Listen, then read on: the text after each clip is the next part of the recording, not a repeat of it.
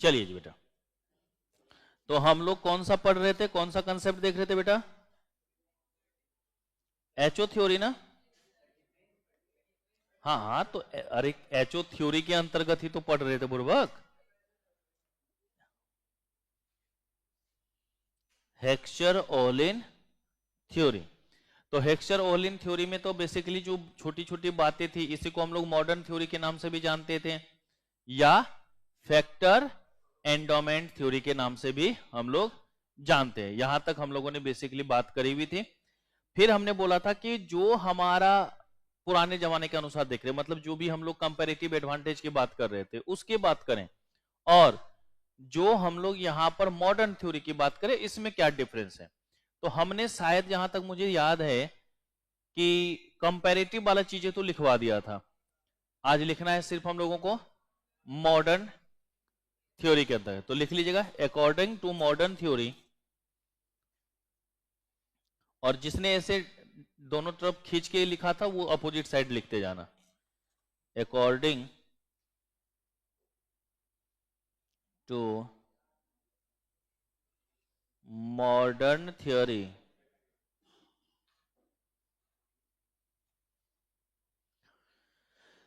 देखो बेटा, सबसे पहले इसमें क्या बोला था? Based on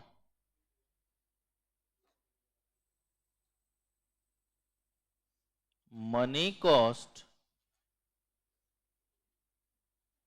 which is more realistic. भाई हम लोग देखते हैं कि लेबर ज्यादा सस्ता है या कैपिटल ज्यादा सस्ता है, तो ये चीजें वास्तविकता में भी तो हो रही है ना। तो इसलिए क्या बोला कि बेस्ड ऑन मनी कॉस्ट, क्योंकि हमारा खर्चा किस में कम लगेगा, हम उसके बात करेंगे।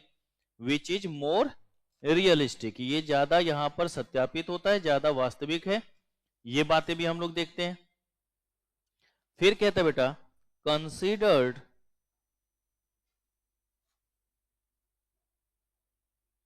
लेबर एज वेल एज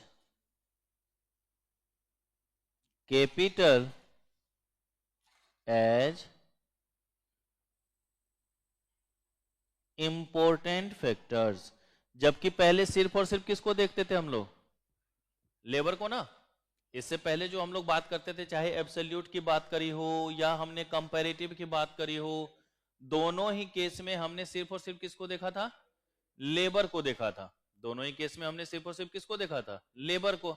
लेकिन अब यहां पर क्या होगा? लेबर भी आएगा और साथ ही साथ कैपिटल भी आएगा। फिर कहते हैं बेटा, कंसीडर्स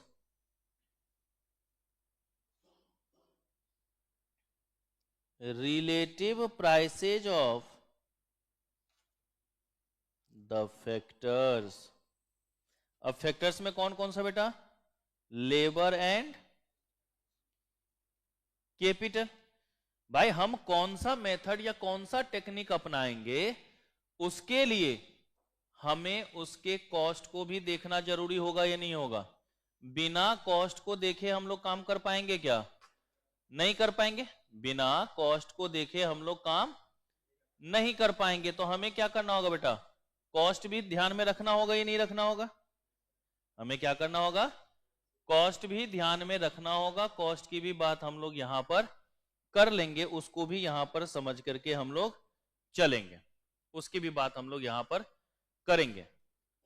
जो बच्चे ऑनलाइन में लाइव क्लास ले रहे हैं उसका अटेंडेंस मैं बना दूंगा। मैंने नाम का फोटो खींच लिया है, तो उससे अनुसार देख लूंगा मैं अटेंडेंस। जो फेस टू फेस वाले आते हैं वो कभी कभी ऑनलाइन अगर होते हैं तो उसका अटेंडेंस बनेगा। जो ऑनलाइन में है उसका तो अटेंडेंस नहीं बनता ना, वो तो क्योंकि अधिकतर बच्चे बाद में वीडियो ही देखते हैं, है कि नहीं, तो उनका अटेंडेंस से लेना देना नहीं। लेकिन जो फेस टू फेस के लिए यहाँ पर रजिस्टर्ड है, अगर वो ऑनलाइन में बाई चांस किसी कारण से जुड़ गया है तो ऑनलाइन देख करके मैं अटेंडेंस बना दिया करूंगा। ठीक बा? तो इतना थोड़ा सा राहत दिया जाएगा, इतने भी कसाई नहीं बनेंगे हम। ठीक है, चल। तो हम लोग क्या करेंगे बेटा कि जो भी हमारे पास फैक्टर्स हैं, जो भी हमारे पास फैक्टर्स हैं, उस फैक्टर्स के कॉस्ट के बेसिस पर भी हम लोगों को क्या करना होगा? बात करना पड़ेगा ना। भाई जिसकी जो रिलेटिव कॉस्ट है उसको भी तो ध्यान में रखना पड़ेगा ना, उसके बिना बात बनेगी क्या? नहीं बनेंगे। तो वो ध्यान में आपको वहां पर रखने की जरूरत पड़ती है। तो क्या सबसे पहले क्या बोला कि हम मनी कॉस्ट के बारे में बात करते हैं, जो कि हमें एक्चुअल में वास्तविकता को बताता है। ये बात भी सही है, क्योंकि हम कहीं ना कहीं हमारा मोटिव क्या होता है, कॉस्ट को मिनिमाइज करना ना।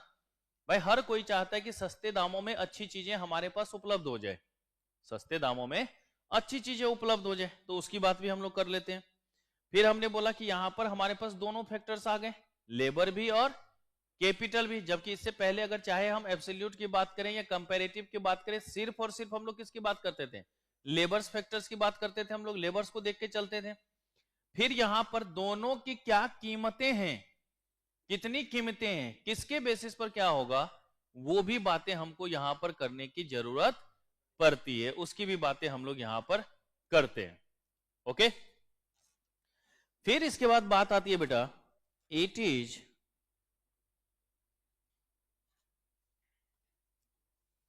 Positive in nature. बाकियों के लिए क्या बोला था, नॉर्मेटिव। इसमें क्या शब्द यूज किया, क्यों? कल की क्लास में हमने YouTube पे बताया था पॉजिटिव और नॉर्मेटिव, शुरुआत वहीं से करी थी। ऊपर में ही हमने रियलिस्टिक शब्द यूज किया है।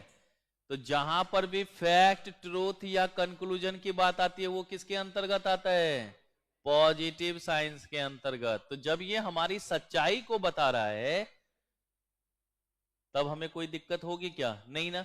तो ट्रूथ आ गया ना, फैक्ट आ गया ना, तो इसलिए ये हमारा क्या होगा। अच्छा, इसमें अरमान अली और अरमान शेख कौन है? अच्छा, दो अलग अलग है। मैंने देखा आज की एक नीचे लिखा है अरमान अली, मैंने बोला कल तो मैंने अरमान शेख लिखा ही था। अब उसने अपना नाम बदल लिया क्या एक दिन में? अब होता ही ना दो नाम रहने पे। अब जैसे गौरव में देखो, गौरव कौन कौन है, दो तो पीछे साथ ही बैठे हुए हैं, एक कहाँ गया, एक आज नहीं आया है क्या? नहीं, एक और गौरव है बेटा, एक थोड़े से हेल्दी टाइप के छोटे से बच्चे हैं, वो भी गौरव है। तीन गौरव हैं हमारे, ठीक है। तो अब देखो कंफ्यूजन तो इसमें बढ़ेगा ही ना। चलो जी, तो ये हमारा क्या होगा बेटा, पॉजिटिव नेचर का होगा। तो दोनों में ये बेसिकली ध्यान में समझ गए।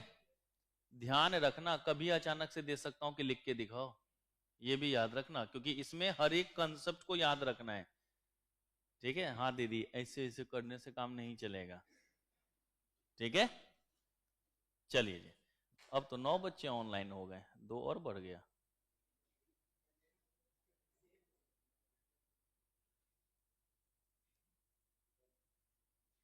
चलिए, अब इसके बाद बात आती है, ये तो हमारा कौन सा था, फोर्थ कंसेप्ट था ना बेटा।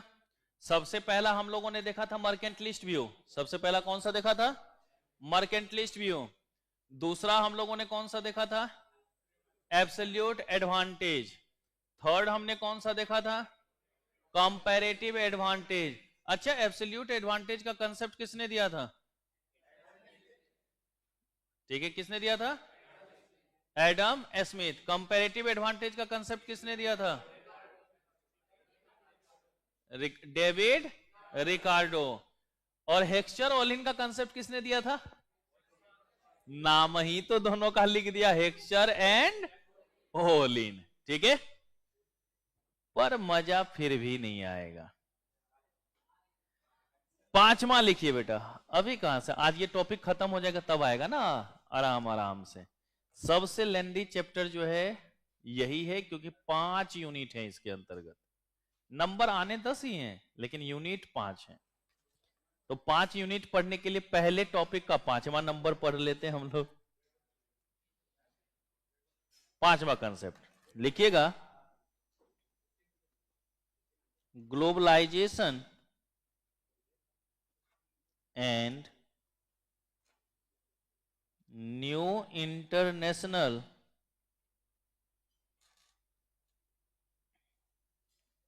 Trade theories.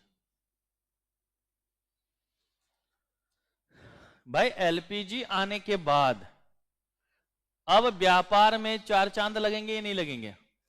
क्योंकि ग्लोबलाइजेशन की बात करते हैं, ग्लोबलाइजेशन का मतलब क्या हो गया, वर्ल्ड वाइड। ग्लोबलाइजेशन का मतलब क्या हो गया, वर्ल्ड वाइड, ये विश्व स्तर पे। तो अगर ग्लोबलाइजेशन और न्यू इंटरनेशनल ट्रेड थ्योरीज की बात करें तो इसमें क्या क्या चीजें होंगी, अब जरा यहां पर ध्यान से देखना। अब यहां पर एक छोटा सा नाम आएगा पॉल क्रूगमैन का, उसकी भी बात हम लोग थोड़ा सा देखेंगे, उसकी भी बातें करेंगे हम लोग।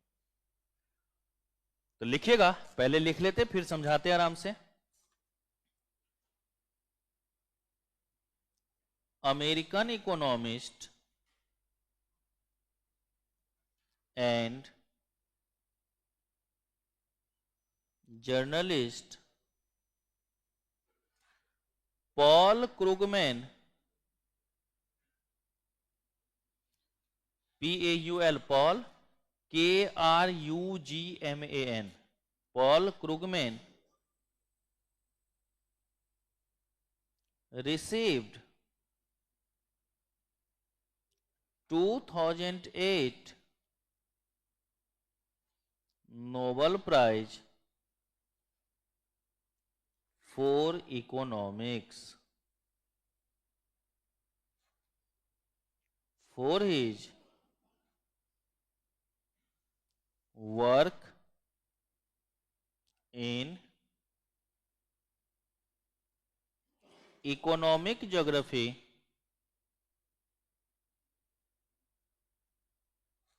and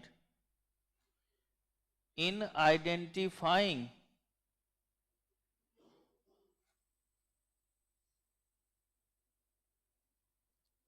international trade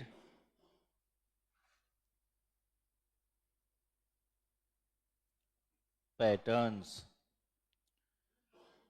देखिए बेटा क्या लिखा है कि अमेरिकन इकोनॉमिस्ट एंड जर्नलिस्ट, कौन बेटा, पॉल क्रूगमैन को 2008 में इकोनॉमिक्स के लिए नोबेल पुरस्कार मिला था।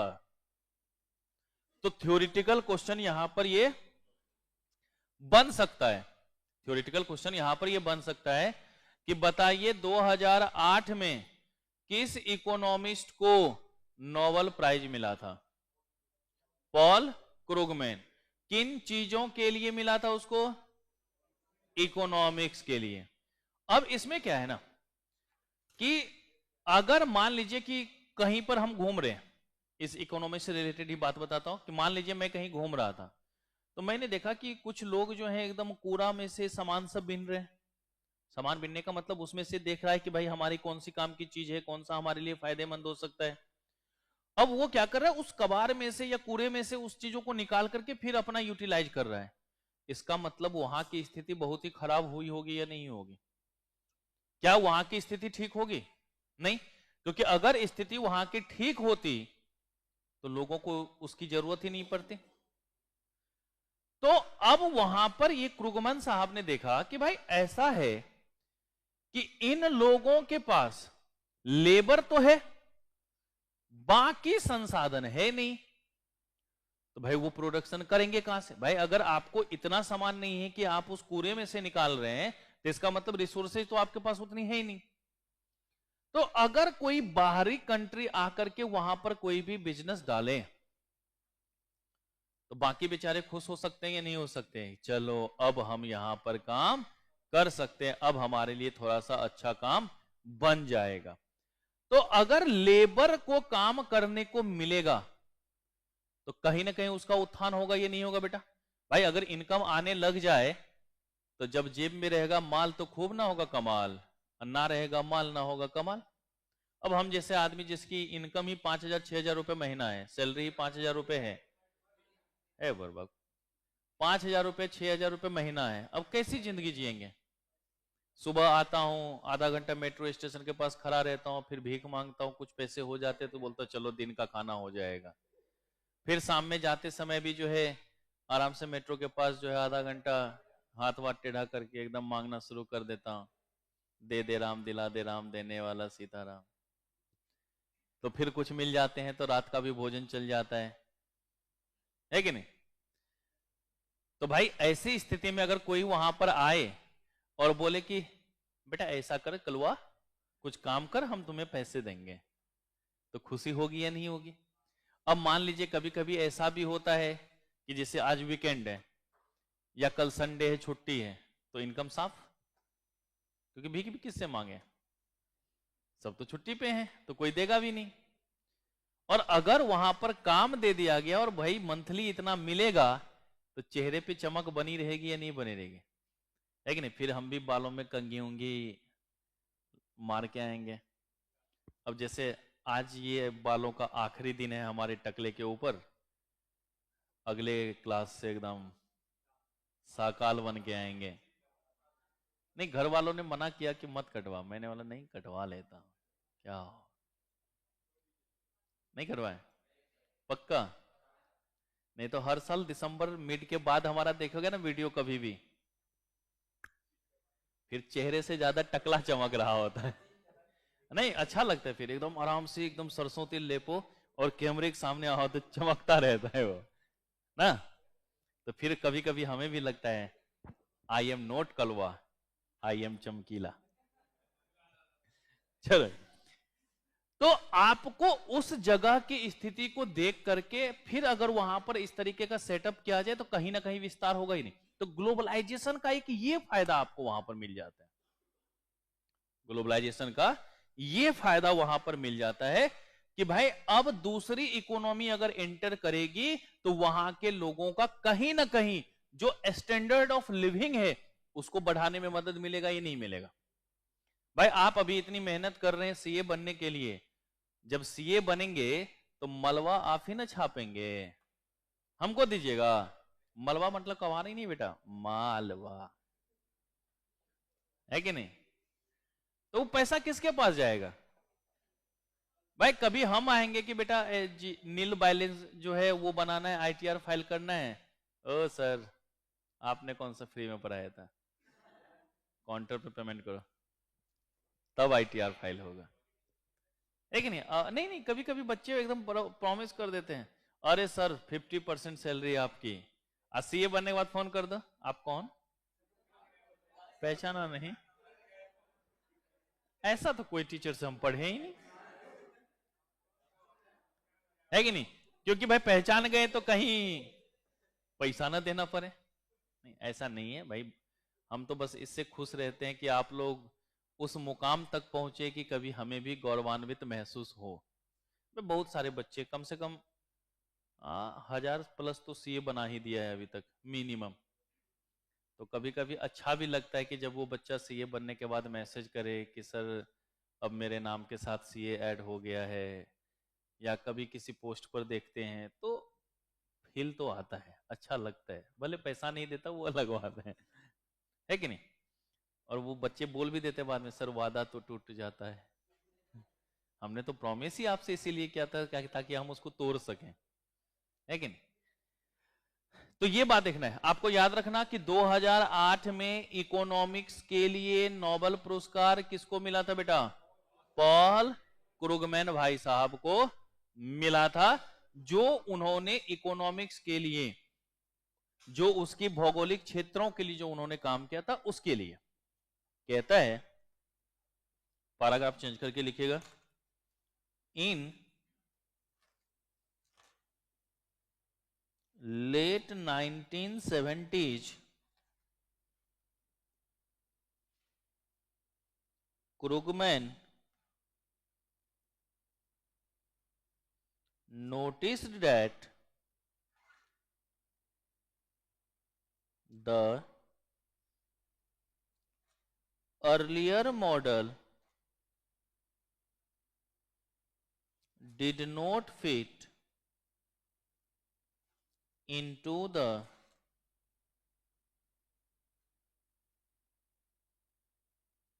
International trade data. भाई ऊपर इससे पहले जो हम लोग मेथड देखे उसमें इस तरीके की कोई भी चीजें हमारे पास अवेलेबल तो थी नहीं, तो हमारे पास जो है ये इंटरनेशनल डाटा यहां पर फिट नहीं बैठ रहा था इस मॉडल के साथ। ओके, अब जरा यहां पर देखिए, अब चूंकि क्रुगमैन वो कहते हेक्सर ओली ने तो बोल ही दिया था कि लेबर हो कैपिटल हो जैसी भी जो बातें हो उसका बेहतरीन इस्तेमाल करना चाहिए, इसका मतलब वो भी तो इसकी तरफ कहीं ना कहीं इन्फोर्स कर ही रहा था कि हाँ सही कह रहे हैं।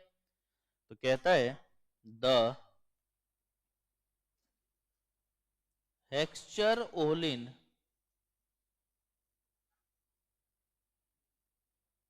model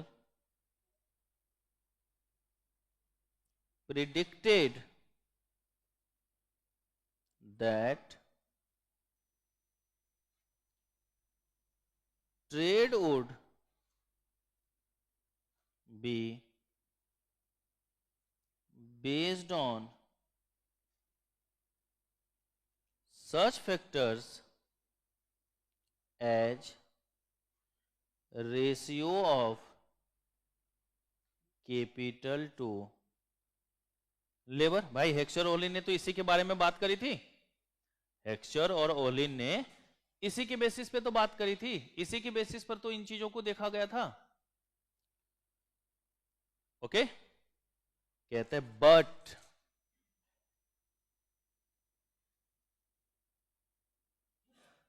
क्रूगमैन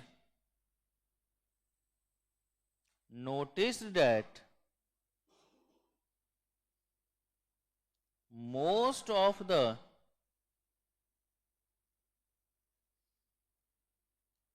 international trade with roughly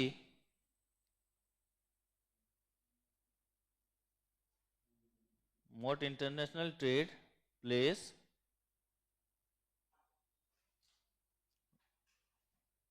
most of the international trade with roughly between हटा दो the same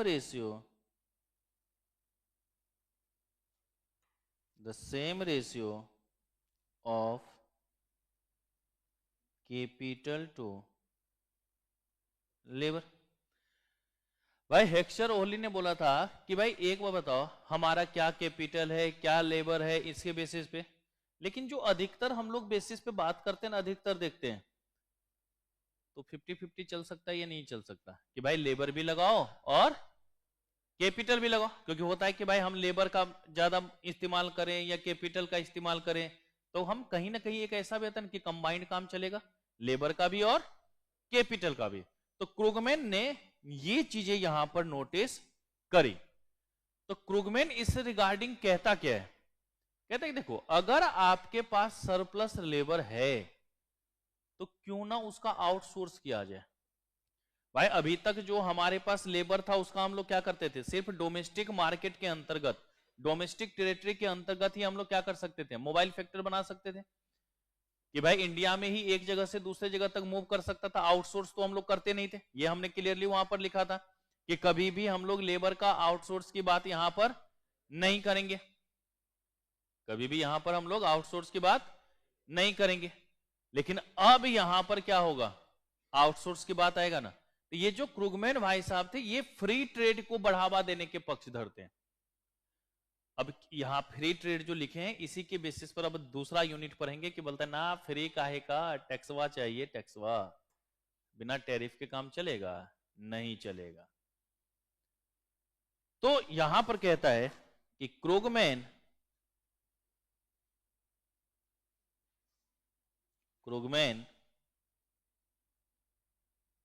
defended free trade. अगर आपसे कभी ये क्वेश्चन पूछेगा कि बताओ फ्री ट्रेड को किसने डिफेंड किया, कौन उसका पक्षधर था, पॉल क्रूगमैन। कौन था बेटा, पॉल क्रूगमैन। पॉल क्रूगमैन को कब नोबेल मिला था, 2008 में। किसके लिए, इकोनॉमिक्स के लिए। ठीक है, तो ये याद रखना क्योंकि क्वेश्चन ये पूछा जा सकता है। तो ये बाकी चीजों को देखने के बाद क्रूगमैन ने किसको डिफेंड किया बेटा, फ्री ट्रेड को, कि भाई फ्री ट्रेड यहां पर ज्यादा से ज्यादा होना चाहिए। कहता है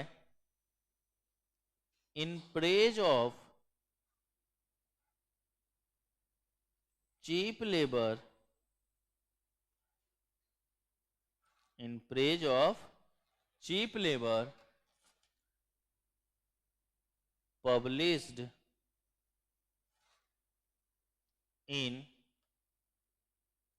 Slate in 1997 कि ये जो फ्री ट्रेड को बढ़ावा देने की बात हुई है भाई, कहीं ना कहीं तो वो बताया होगा इन चीजों को। तो 1997 में उन्होंने एक अपना वर्क पब्लिश करा, in praise of cheap labour. उसमें उन्होंने ये बातें बताई और फिर वहां पर बोला था कि हमें क्या करना चाहिए, बताओ, कि जो हमारे पास लेबर है, जो हमारे पास क्या है, लेबर है, तो इसका हम लोग क्या करें बेटा, आउटसोर्स करें या नहीं करें, क्या करना होगा हमें, तो लिखिएगा cheap labour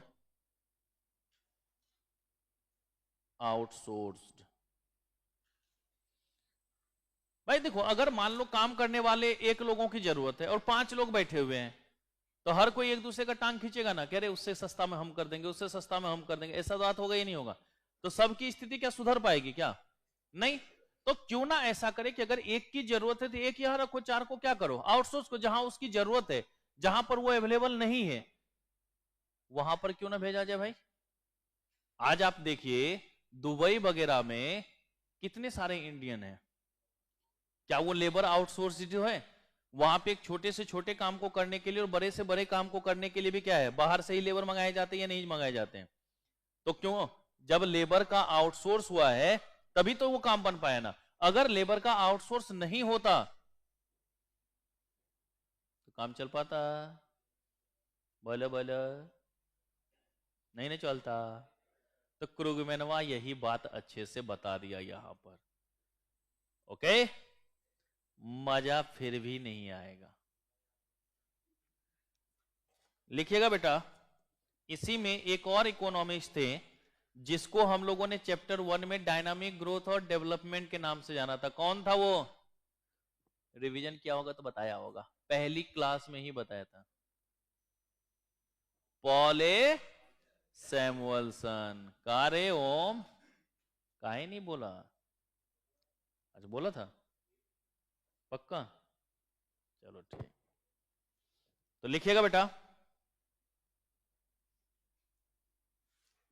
Paul A Samuelson.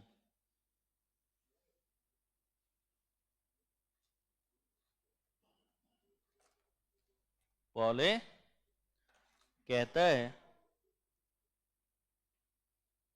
The factor price equalisation theorem. कौन सा कंसेप्ट दिया बेटा, the factor price equalisation theorem. कि अभी जो हमने लेबर और कैपिटल की बात करी है उन चीजों को क्या करना, इक्वलाइज करना। कहता है international trade equalizes the factor prices between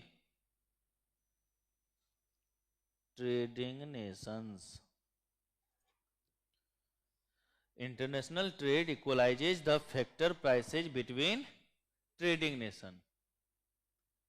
कि भाई हम जो एक दूसरे से ये व्यापार कर रहे हैं, भाई जिन चीजों की तुम्हें जरूरत है वो हम भेज रहे हैं, जिन चीजों की हमें जरूरत है वो तुम भेजो, तो प्राइस क्या होना चाहिए बेटा, इक्वलाइज होना चाहिए। इसलिए याद होगा इससे पहले जितनी भी चीजें हमने पढ़ी थी, चाहे स्टील हो या शर्ट हो, हमने रेट की कहीं पर बात करी थी क्या, क्योंकि अब क्या रखना है हमको, तो अब समझ गए ना कि दोनों के रेट सबसे कोनो फर्क पड़ना नहीं है, हम तो रिसोर्सेज की बात करेंगे। तो किसके द्वारा ये बताया गया, पॉल ए सैमुअल्सन भाई साहब के द्वारा। आगे चैप्टर नंबर 6 में भी हम इसकी बात करेंगे, 1954 में ये कंसेप्ट दिया गया था, तो जब वहां पर चैप्टर नंबर 6 पढ़ेंगे तब बात करेंगे, अभी उसकी जरूरत ही नहीं है तो काहे ले बात करना। ओके, और इस टॉपिक का सबसे अब last point, entity.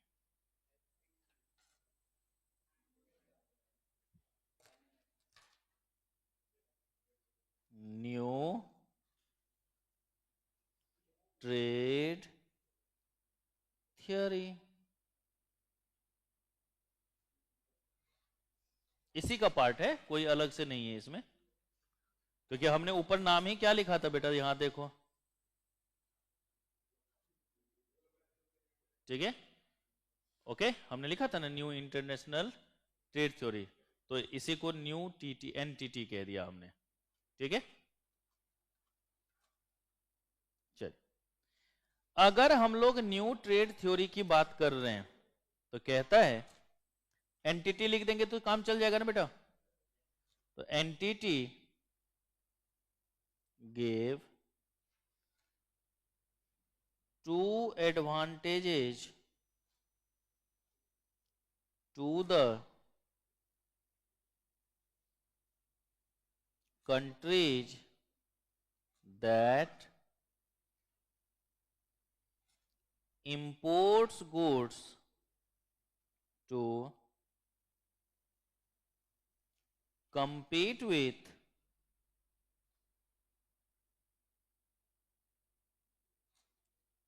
Domestic goods.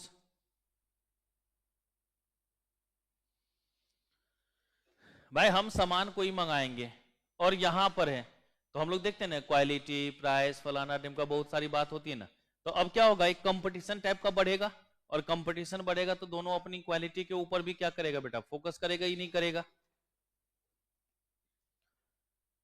तो ये जो एंटिटी हमारे पास 2 एडवांटेज की बात करता है, कितने एडवांटेज की बात करेगा बेटा, 2।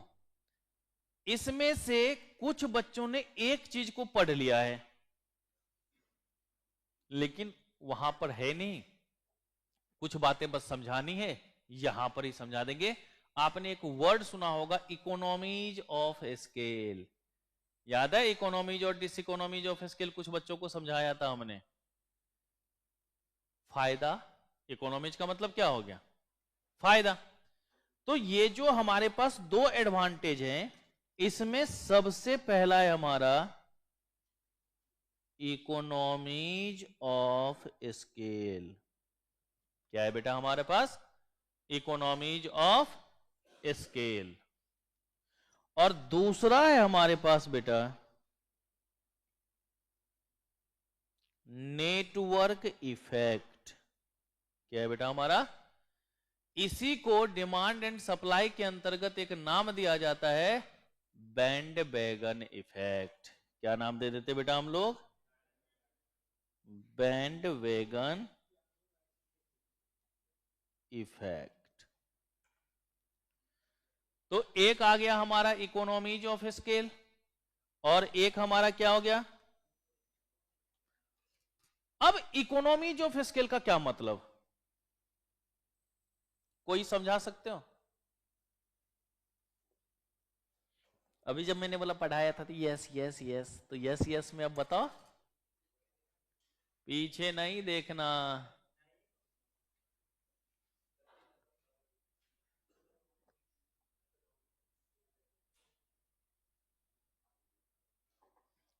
पिछले हफ्ते में ही पढ़ाया था मैंने ये बेटा, कोई भी बता सकता है तो हाथ उठाओ।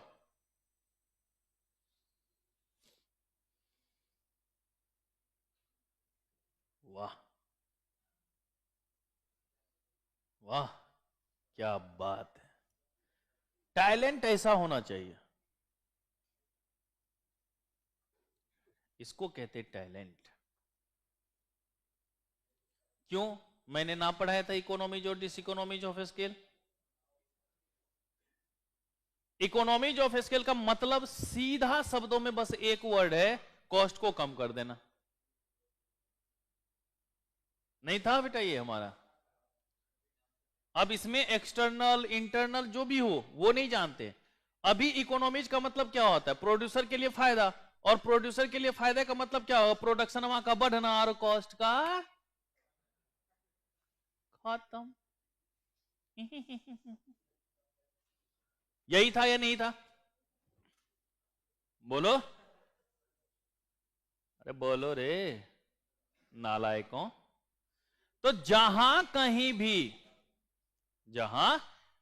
भी अगर ऑर्गेनाइजेशन अपने प्रोडक्शन को बढ़ाएगा और कॉस्टवा को कम करेगा, वो क्या कहलाएगा बेटा हमारा इकोनॉमीज ऑफ स्केल। अब ये दोनों तरीके से हो सकता है, इंटरनल भी और, लेकिन यहां पर वो चीजें हमें पढ़ने की जरूरत नहीं है, हमें बस एक शब्द याद रखना है, increase in production scale and decrease in cost. Okay, बस एक शब्द ये याद रख लेना, क्योंकि यहां तो हमें इंटरनेशनल, यहां हमें कौन सा प्रोडक्शन करना है भाई, वो तो जब प्रोडक्शन पढ़ेंगे तब देखेंगे वहां पर की कौन सी बातें होती हैं हमारी। और हमने वहां पर बहुत सारी चीजें बताई भी थी आपको, चीप जो है रॉ मटेरियल, सुपीरियर मतलब स्किल्ड लेबर, न्यू टेक्नोलॉजी, इन सब के कारण हमारा प्रोडक्शन बढ़ता था ना, और कॉस्ट कम होता नहीं। आज आप लोग फोटो कॉपी करवाने जाते हो तो देखते हो ना, एक बार दिया, कितना सेट चाहिए, दिया और कट से निकल के आ जाता है कि नहीं। पहले के जमाने में क्या होता था, दिया, बटन दबाया, फिर एक रोशनी ऐसे निकलती थी, फिर धीरे धीरे प्रिंट निकलता था,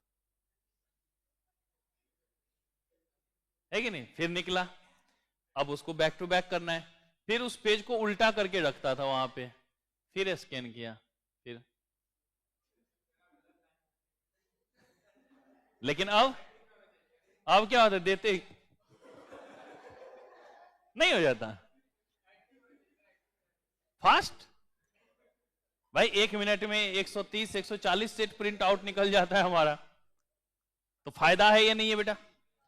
तो न्यू न्यू टेक्नोलॉजी के आने से ना, अब यहां पर अभी देखो आराम से हम स्वास्थ्य लाभ लेते हुए आपको पढ़ा रहे हैं, है कि नहीं, मैकवा लगा लेते हैं, बैच में कितनों बच्चा रहे कोई टेंशन नहीं है, चलता रहेगा। लेकिन अगर यहां पे व्हाइट बोर्डवा होता तो,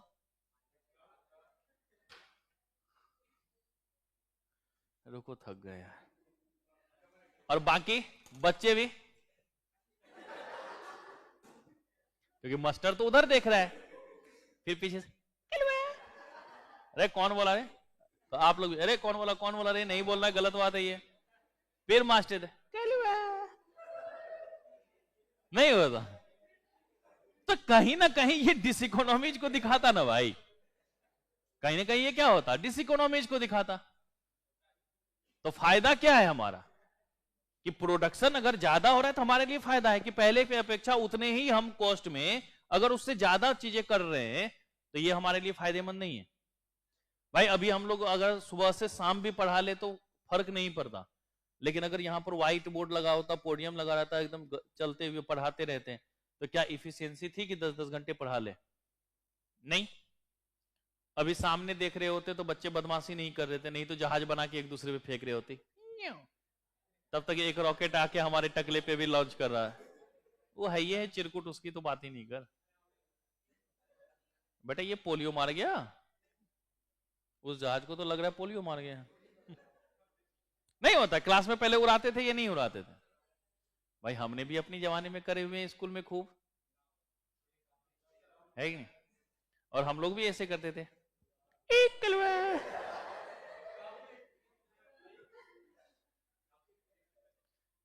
है कि नहीं। तो ये हमारा किसके अंदर है, इकोनॉमीज ऑफ स्केल। तो लिख लेते, एक लाइन ही तो लिखना है हमारा, तो पहला कौन सा, इकोनॉमीज ऑफ स्केल।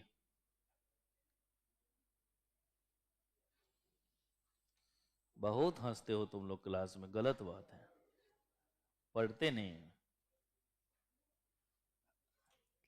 तो लिखिएगा बेटा इसमें,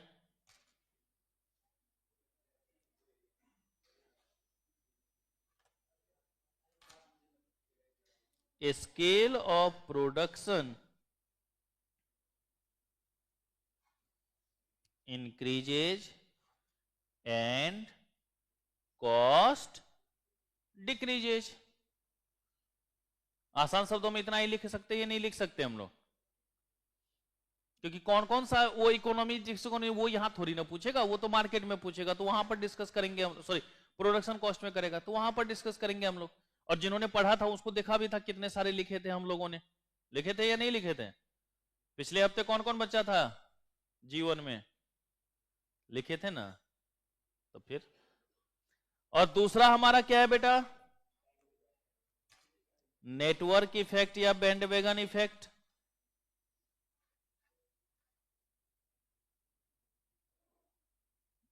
नेटवर्क इफेक्ट,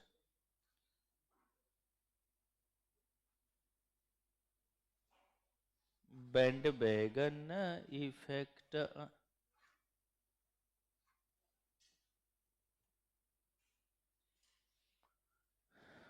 पर फील तो आएगा नहीं। सही है, तुम 11th वालों को सही है, 12th की सारी तैयारी यहीं पे करवा दूंगा और अच्छे से, क्योंकि जितना 12th में है उससे ज्यादा यहां पे पढ़ेंगे, तरीका थोड़ा सा अलग होगा, ठीक है ना। लेकिन लिखवाएंगे पूरा, कोई दिक्कत नहीं है, यही चीजें छाप के आ जाना 12th में, मार्क्स आराम से आएगा 100%, ठीक है ना। चलो, ऐसे मुझे पढ़ाना आता नहीं है वो अलग बात है, कोशिश तो करी जा सकती है ना बेटा। चलिए, तो नेटवर्क इफेक्ट के अंतर्गत लिखिएगा बेटा। एक बताओ, आजकल WhatsApp, Telegram, Insta, Facebook, trade नहीं है, इस तरीके का बहुत सारे ऐसे ऐसे ऐप आ गए हैं। अब जिससे देखो, कोई बच्चा आपके बगल में बैठा हुआ है, वो बोलेगा ना हम फोन का इस्तेमाल नहीं करते, हम फोन नहीं चलाते हैं, देखो छुटकू सा फोन रखे हैं बस, वो भी इसलिए ताकि घर वाले से बात हो सके, इसके लिए। तो आप उसके माइंड में दोगे, अबे देख रहा है मेरा फोन, देख देख देख एकदम कितना मजेदार है, ओ हो, एकदम ऐसे ऐसे। फिर उसको 2-4 दिन रील्स देखने का आदत लगाओगे, हाँ यार बहुत बढ़िया। अब वो इंपैक्ट क्यों पड़ा? दूसरे की देखा देखी ना, वो यूज कर रहा है, अब हमको भी लेना पड़ेगा। अब देखो ना, मैं देखता हूं कि बहुत सारे लोग आईफोन में यूज करते हैं, है कि नहीं, कहने के लिए एप्पल का फोन है। अच्छा, कभी ऐसा होता है कि उसमें बात करने के लिए आदमी सामने कूद जाता है, देखो हम तुमसे बात करने आए हैं, अरे वही बात आएगा भाई, हेलो, चाहे सस्ता फोन हो, अब जैसे 1000 रुपए का फोन है, 1500 रुपए का, अब 5000 रुपए इनकम में है तो कितना लगाएंगे। और आप लोगों में देखिए, किसी का फोन 15-20 हजार से कम का हो तो, है कि नहीं। तो महंगा फोन आप लोग लिए हुए हैं, हम गरीब आदमी, है कि नहीं। हम तो माइक्रोमैक्स का पहले फोन रखे थे, X1i+, मोबाइल नहीं, मोबाइल का बाप। तो एक दूसरे के देखा देखी, कहीं ना कहीं हम उसके हैबिचुअल होते या नहीं होते, हम उसका डिमांड करते या नहीं करते होते। फिर उसके बाद देखो ना, जब हमारे जमाने में हम लोग यहां पर फाउंडेशन, टॉपर्स में ही फाउंडेशन पढ़े हुए हैं, तो टॉपर्स में जब पढ़ते थे, तो उस टाइम में एक छुटकू फोन था हमारे पास, सैमसंग का। और फोन का आदत हमको थोड़ा शुरू से ही रहा है बदलते रहने का, उस टाइम में भी खूब फोन खरीदे हैं। तो एक आया था सैमसंग कॉर्बीमेट, ऐसे साइड में ऐसे स्लाइड होता था, बटन भी था, टच वाला भी था, है कि नहीं। तो कॉर्बीमेट खरीदा था, लेकिन नेटवा उस टाइम में होता था 299 रुपया या 349 रुपए का 1 GB। वो चलाते थे ना बेटा, लिखते थे गूगल, फिर दिखता था, ये देखो जी, दिखा दिखा दिखा दिखा, ओ ऐसे खुलता था। अब 2G में क्या चलेगा भाई, 2G में क्या चलेगा, यही चलता था, यूट्यूब बाबा चलते ही नहीं थे। तब हमने खरीदा 2008 में लैपटॉप, 20 जून 2008 को पहली बार लैपटॉप खरीदा हमने। फिर खरीदा, उस टाइम में आता था टाटा इंडिकॉम, उसका आता था डोंगल, उसमें वो खरीदा, उसमें देता था 126 या कुछ इस तरीके से एम थी KBPS स्पीड, बेटा MB/GB ना, KB, ठीक है।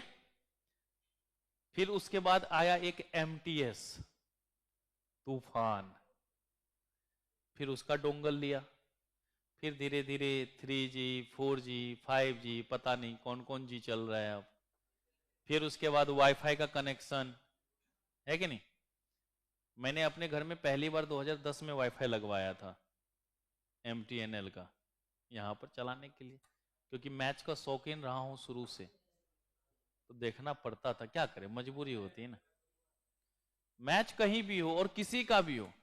अब कल ही मैं यहाँ पे नीचे बैठ के ना मुंबई और बड़ौदा का मैच देख रहा था, सैयद मुश्ताक अली ट्रॉफी वाला, SMAT। सब बोलते ये भी नहीं छोड़ते, मतलब क्रिकेट तो लाइव है, खिलाड़ी खेल रहे हैं, मजा आ रही है। 98 पे रहाने आउट हो गया, catch out.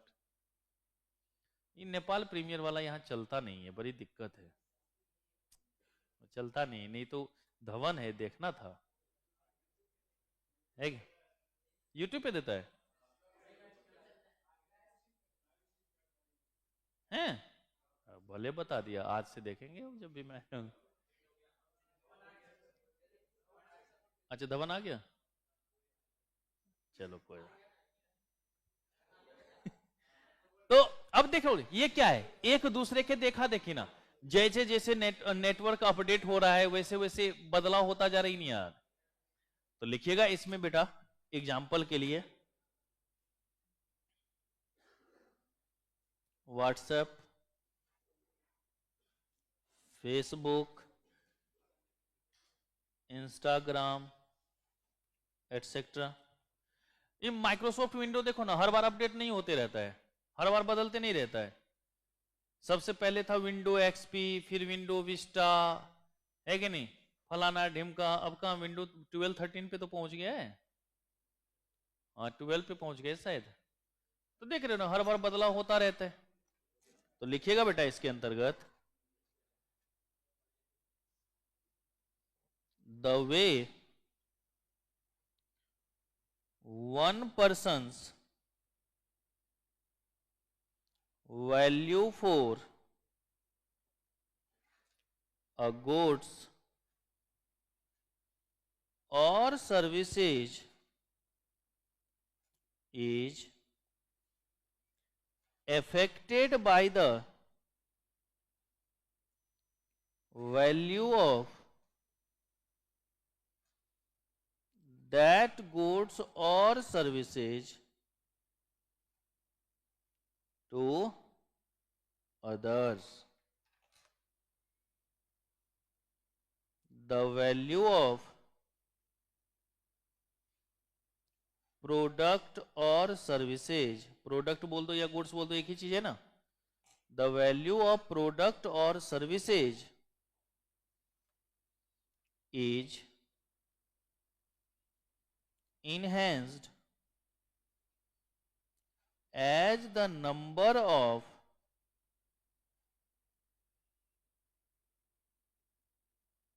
individuals using it increases। तो देखा देखिए ये काम चल रहा है या नहीं चल रहा है। पहले लोग क्या करते थे, अब कितना कर रहे हैं, उसको देखा देखिए हम भी स्टार्ट कर रहे हैं, हम भी नई नई चीजों को देख रहे हैं। तो ये हमारा किसके अंतर्गत आता है बेटा। हमें याद है जब व्हाट्सएप आया था तो शुरू में तो फ्री था, फिर उसके बाद कर दिया था 99 रुपीज एनुअल चार्ज। उस टाइम में आप लोग बहुत नन्हे मुन्ने से बालक होंगे,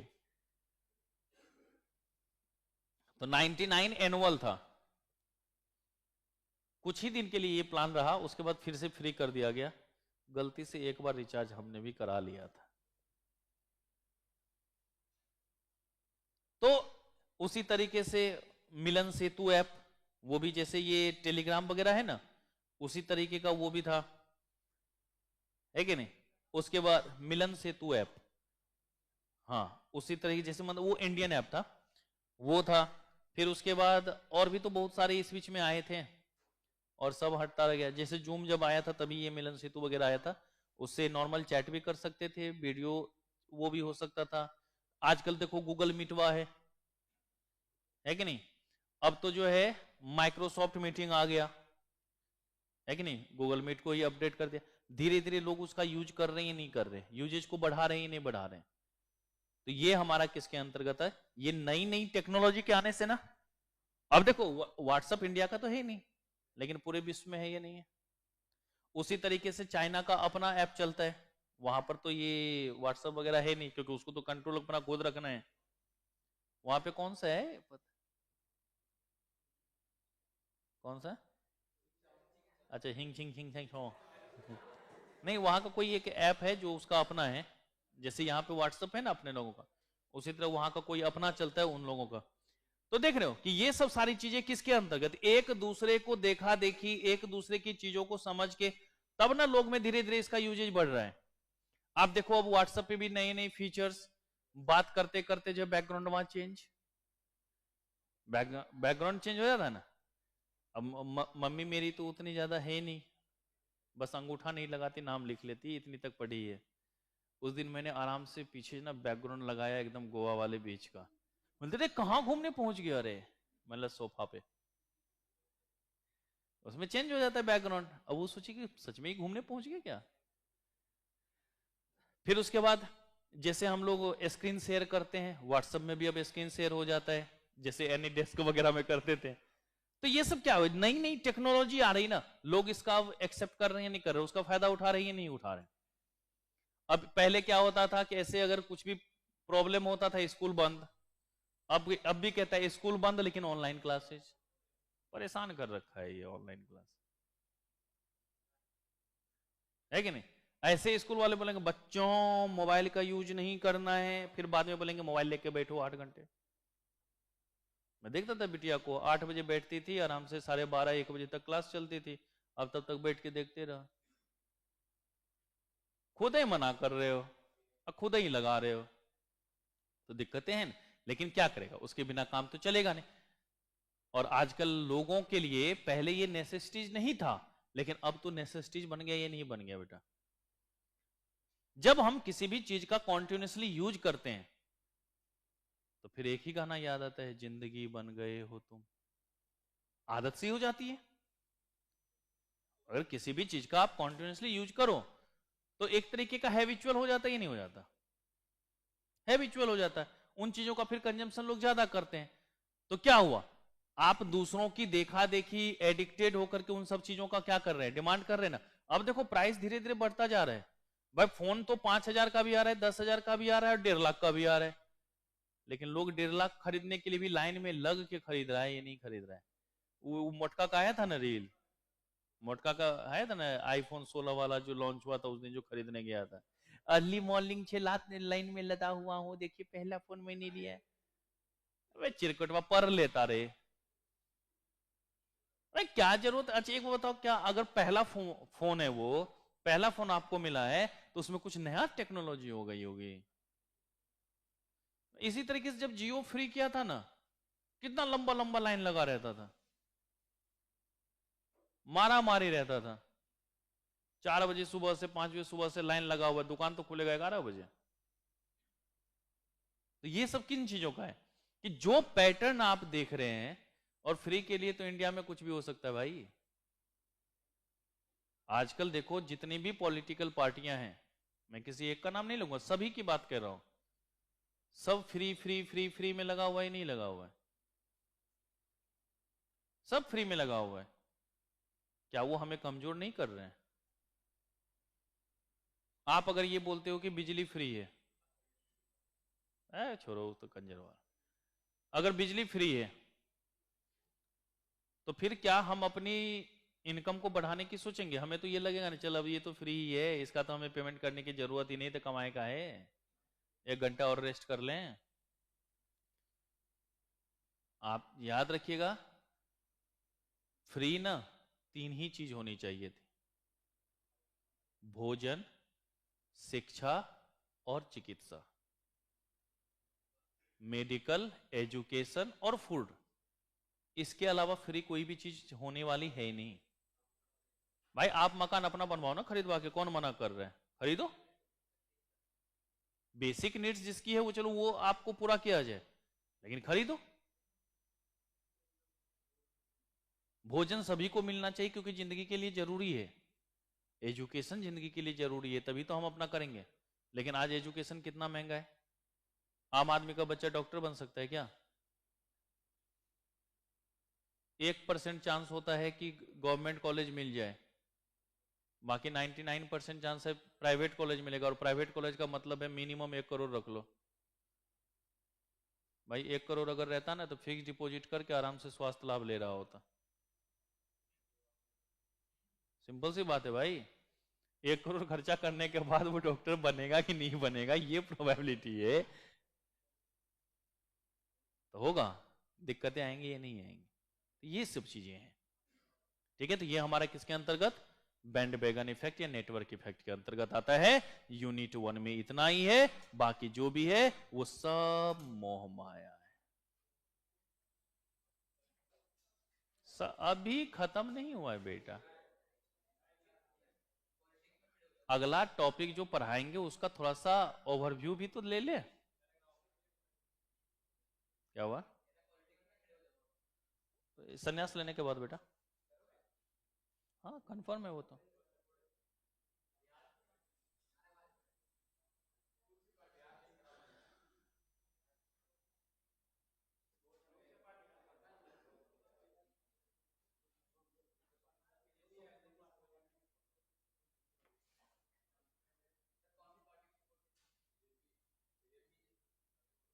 देखो सबका अपना अपना है, जिसको जो समझ ही सकते हो, बीजेपी के अलावा मैं किसी को मानता ही नहीं, और वो भी 98 से ही, जब से अटल बिहारी वाजपेयी जी हैं तभी से, बाकी और किसी को मैं मानता ही नहीं। हाँ कांग्रेस में प्रणब मुखर्जी जी थे, उनका बहुत सम्मान था, उनको बहुत मानता था मैं। क्या? मैंने इंसानों की बात करी बेटा।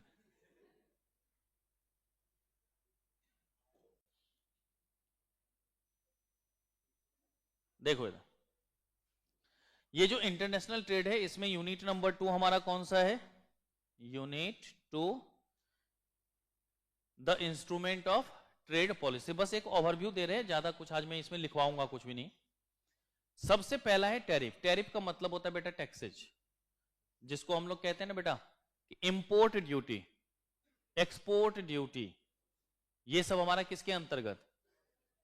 टैरिफ के अंतर्गत आएगा। किसके अंतर्गत आएगा? टैरिफ। तो यहां पर हम मेनली जो बात करेंगे ना वो गुड्स के इंपोर्ट के ऊपर बात करेंगे, तो हमें नॉर्मली यहां पर इंपोर्ट ड्यूटी से रिलेटेड बातें करनी है। इंपोर्ट ड्यूटी को बेसिकली हमें यहां पर देखने की जरूरत पड़ेगी। किसकी बात पड़ेगी बेटा हमें? तो ज्यादा नहीं, सिर्फ और सिर्फ 16 टाइप्स के हम लोगों को टैरिफ पढ़ना है ओनली। हाँ मैं आपको ज्यादा परेशान नहीं करूंगा, बेकार में आपको परेशान करके कोई फायदा तो है नहीं, है कि नहीं? तो ज्यादा परेशान नहीं करूंगा, सिर्फ 16 टाइप के टैरिफ पढ़ लेंगे। अब ये जो एनटीएम्स हैं, नॉन टैरिफ मेजर्स, इसमें ना दो पहले बातें पढ़ लेंगे। एक का नाम दे देंगे बेटा टेक्निकल और एक का नाम दे देंगे नॉन टेक्निकल। एक का क्या नाम पड़ जाएगा? टेक्निकल, और एक का क्या नाम पड़ जाएगा? अब टेक्निकल को ज्यादा नहीं, सिर्फ 2 टाइप्स में देख लेंगे। तो 16 और 2।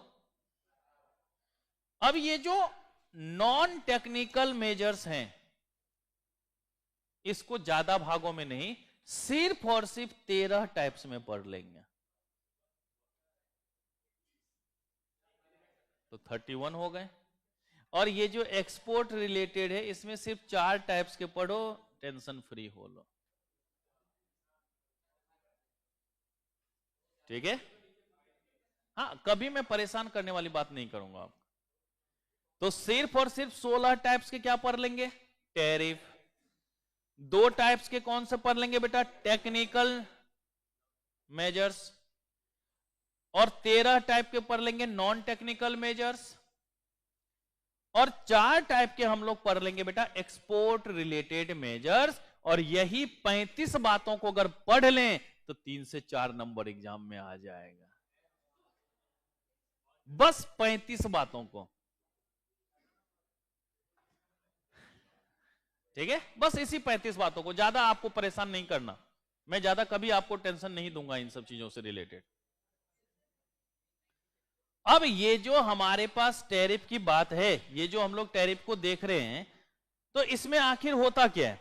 तो देखो बेटा हमने पहले ही बोल दिया कि एक्सपोर्ट और इंपोर्ट से रिलेटेड बात करेंगे हम लोग। किससे बात करेंगे हम लोग? एक्सपोर्ट और इंपोर्ट से रिलेटेड बातें करेंगे। तो हम जो बेसिकली बात करेंगे वो इंपोर्ट के ऊपर बात करेंगे, इंपोर्ट के ऊपर ध्यान देंगे। किसके ऊपर ध्यान देंगे? इंपोर्ट के ऊपर ध्यान देंगे। तो अगर इंपोर्ट के ऊपर ध्यान देंगे तो ड्यूटीज कुछ ना कुछ लगेगी, चार्ज कुछ ना कुछ लगेगी। तो चार्ज करने का तरीका अलग अलग होंगे या नहीं होंगे? चार्ज करने का तरीका अलग अलग होगा। तो कैसे कैसे क्या चार्ज होगा उसके बारे में यहां पर हम लोग देखते हैं। तो सबसे पहला इसमें हम लोग जैसे देखेंगे स्पेसिफिक टैरिफ, फिर देखेंगे बेटा एड वैलोरम टैरिफ, फिर उसी तरीके से देखो ना, यहां पर मैं कुछ दिखाता हुआ चलता हूं ताकि एक अभी तो जब लिखना है नहीं तो ओवरव्यू ही लेनी, तो एक बार देखते तो चलें क्या। देखो सबसे पहला इसमें हम लोग कौन सा पढ़ेंगे बेटा? टैरिफ के अंतर्गत स्पेसिफिक टैरिफ। जैसे कि अगर मान लीजिए कोई भी कॉमोडिटी हम मंगाते हैं तो हमको बोल देगा कि तुमको पर यूनिट इतना हम चार्ज करेंगे, तो एक फिक्स्ड अमाउंट चार्ज कर देगा। कि अगर साइकिल तुम मंगा रहे हो तो बोल दिया कि 1000 रुपए पर साइकिल लेंगे, तो चाहे तुम 1 मंगाओ, 50 मंगाओ या 1000 मंगाओ, इंटू 1000 कर देंगे, काम चल जाएगा। तो स्पेसिफिक टैरिफ हो जाता है। फिर उसी तरीके से एड वैलोरम हो जाता है। अब यहां पे फिक्स नहीं करेगा, बोलेगा जो तुम्हारे टोटल गुड्स की वैल्यू है उस पर 10-20% एक लगा देंगे, वो भी हो जाए, मतलब एक फिक्स्ड परसेंटेज की बात करेंगे हम। वहां पर फिक्स्ड अमाउंट की बात करते हैं, यहां पर किसकी बात कर देते हैं? फिक्स्ड परसेंटेज की बात कर देते हैं। फिर उसी तरीके से मिक्स्ड टैरिफ आता है। मिक्स्ड में ही एक आ जाता है बेटा कंपाउंड टैरिफ। तो इसमें हो जाता है दो बातें कि भाई स्पेसिफिक भी है और एड वैलोरम भी है, दो टैरिफ है ना। तो ऐसा भी हो सकता है कि या तो हम स्पेसिफिक ले या तो ad valorem, whichever is higher. भाई जिससे ज्यादा टैक्स बन रहा होगा सरकार हमेशा वही लेगी या नहीं लेगी, ऐसी भी बातें बन सकती है। लेकिन सरकार ऐसा भी कह सकता है कि भैया स्पेसिफिक भी लेंगे अब प्लस 5% एक्स्ट्रा भी लेंगे, तो कंबाइंड भी हो सकता है, ये नहीं हो सकता, तो उसकी भी बातें हम लोग कर सकते हैं। फिर उसी तरीके से टेक्निकल या अदर टैरिफ्स होता है। जैसे अगर मान लीजिए मोबाइल बनाया, ठीक है, तो मोबाइल में बैटरी लगा होता है या नहीं लगा होता है। बोले देखो मोबाइल पे तो चार्ज करेंगे ही करेंगे, वो जो बैटरिया है ना उस पर भी एडिशनल चार्ज करेंगे। तो क्या हो गया, उसका टेक्निकल है ना, उसके बैटरी के बिना मोबाइल की क्या औकात, कुछ भी नहीं। तो मोबाइल पे लगाया ही लगाया, बैटरी पर भी, मतलब उसके जो कंपोनेंट्स हैं उसके ऊपर भी चार्ज किया जा सकता है, ये नहीं किया जा सकता। तो हम लोग इसको कहां पर पढ़ लेंगे बेटा? टेक्निकल के अंतर्गत में पढ़ लेंगे, टेक्निकल के अंतर्गत देख लेंगे। फिर उसके बाद बोलता है टेरिफ रेट कोटा। जो टेरिफ रेट कोटा होता है उसमें हम लोग क्या करते हैं कि एक लिमिट तक तो फ्री कर देते हैं। जैसे तुमको बोलते हैं कि 500 यूनिट अगर पूरे साल में मंगा होगा ना तो चलो तुमसे 5% लेंगे, लेकिन अगर उससे आगे बढ़ा तो 50% लेंगे। तो एक दायरा तय कर दिया गया, एक लिमिट तय कर दिया। तो लिमिट वाली जहां पर बात आ जाएगी वो किसके अंतर्गत? टीआरक्यू के अंतर्गत। इसी तरीके से एमएफएन वगैरह हो सकता है, मोस्ट फेवर्ड नेशन। जैसे आप सभी यहां पर ग्रुप में बैठे हुए हो तो हम बोलेंगे देख भाई तुम सब आपस में कभी झगड़ा नहीं करोगे, मतलब एक रेट तय कर दिया कि आपस में अगर कभी भी ट्रांजैक्शन करोगे तो इस 20% से ज्यादा नहीं करोगे। तो एक ग्रुप है, उस ग्रुप के अंतर्गत एक लिमिट तय कर दी गई है, वो हमारा आता है एमएफएन के अंतर्गत, मोस्ट फेवर्ड नेशन। लेकिन तुम कहोगे ना सर ये पड़ोसी हमारा दोस्त है, हम इसको कम में बेच दें, हम बोलेंगे तेरी इच्छा, ज्यादा से ज्यादा 20 हो सकता है, कम तेरी मर्जी है, तू फ्री में करना। तो तुमने क्या करा, उसको वरीयता प्राप्त करी ना, उसको प्रेफरेंस दिया ना, तो उसको हम लोग प्रेफरेंस टैरिफ के नाम से जान लेंगे। जो तुम्हारे पास 20% का एक टाइम बॉन्डिंग है, एक लिमिट है, उसको हम लोग कहते हैं बॉन्ड टैरिफ। लेकिन तुम अगर उससे 10% ले रहे हो तो तुमने उसमें से एक्चुअल चार्ज किया है ना, तो उसको कहते हैं बेटा अप्लाइड टैरिफ। सब एक ही से जो मिलता हुआ। फिर इसी तरीके से बीच में आ जाता है बेटा हमारे पास वेरिएबल टैरिफ। जैसे हमने तुम्हारे पर 10% लगाया, तुमने अपना दाम कम कर दिया। अब दाम कम कर देने से क्या होगा कि मान लो यहां पर ये मोबाइल मिलता है 10,000 और चाइना भेज रहा है 8,000 का, तो सरकार बोले ए रे 2,000 रुपए टैक्स लगाएगा पर वो 10,000 का मिलेगा, क्योंकि हमें डोमेस्टिक मार्केट के बराबर रखना है ना। फिर सरकार वो बोलेगा अच्छा 10,000 कर दिया रे, हम 1,000 और कम कर देते, अब 9,000 हो गया। सरकार बोले 1,000 और टैक्स बढ़ा दे। तो बार बार तुम कम करते रहोगे, सरकार टैक्स बढ़ाती रहेगी, बदलता रहा ना बेटा, मौसम की तरह तुम भी बदल तो न जाओगे, तो वेरिएबल टैक्स इसके अंतर्गत वेरिएबल टैक्स। उसी तरीके से एक्सकेलेटेड टैक्स भी होता है। अब मान लो ये मोबाइल पूरा बाहर से बन के आया होगा तो फिनिश गुड्स हो गया, लेकिन बाद में बोलेगा ना हम पार्ट्स वगैरह मंगवाते हैं इंडिया में बनवा के असेंबल करके तब बेचेंगे, तो बोलेगा देख वो तो तेरे लिए रॉ मटेरियल है क्योंकि तू यहां पे बना के बेचेगा, उस पर तुमसे 5% टैक्स लेंगे, लेकिन अगर मोबाइल बना हुआ लेके आओगे 40% टैक्स लेंगे। तो ये कहलाता है, देख ना अलग अलग चीजों पे अलग अलग टैक्स हो गया ना, है मोबाइल लेकिन अगर यहां बनाओगे तो 5% और बना हुआ लेके आओगे तो 40%। इसको कहते बेटा एक्सकेलेटेड टैरिफ। तो ऐसे ही अलग अलग टैरिफ के बारे में हम लोग यहां पर पढ़ते जाए। इसी तरीके से होता है anti dumping, tariff as response for trade distortion, तो वो सब भी हम लोग आगे चल के देखेंगे। तो 16 टैरिफ के बारे में पहले आराम से, चाहे 2 क्लास लग जाए इसमें, बड़े प्यार से उसको करके चलना है। और रिवीजन में मैं इसको आज कुछ करवाऊंगा तो एक बार उसको भी ओवरव्यू वहां से ले लेना। तो अगली क्लास में हम लोग टीटीएस में है ना, हाँ ट्यूसडे को स्टार्ट करेंगे यही टॉपिक। ओके, सबसे इंपॉर्टेंट भी है, 3 से 4 नंबर का है। तो मिलते हैं एक छोटे से अंतराल के बाद, तब तक स्वस्थ रहें, मस्त रहें और तंदुरुस्त रहें। धन्यवाद हमें झेलने के लिए।